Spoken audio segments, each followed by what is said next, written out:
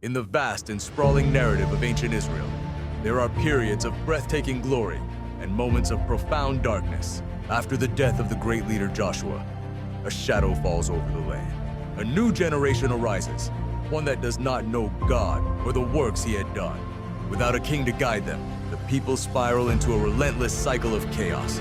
They turn from God, fall into the hands of oppressors, cry out for help, and wait for a deliverer. But God doesn't send them a king. He sends them judges.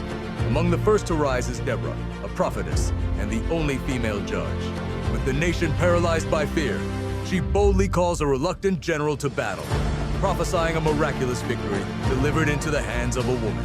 Later, an angel finds Gideon, a man hiding in a winepress, and calls him a mighty warrior.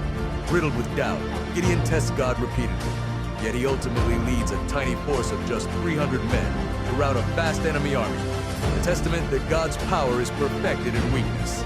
Then there is Samson, a figure of legendary strength and tragic flaws. Set apart from birth as a Nazarite, his power was a divine gift meant for Israel's deliverance.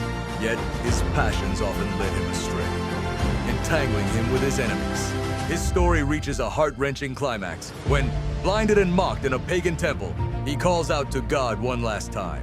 In a final, redemptive act of sacrifice, he brings the temple crashing down, achieving his greatest victory in death. For nearly 300 years, this pattern of sin, suffering, and salvation defines an era. The period concludes with a somber, haunting refrain. In those days, there was no king in Israel. Everyone did what was right in his own eyes. Yet, even in the deepest darkness, this turbulent history reveals an unwavering truth. When his people cried out, God never failed to raise up a deliverer. Whose story stands out to you?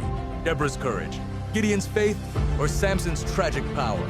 Let us know in the comments, and join us next time as Israel finally gets a king.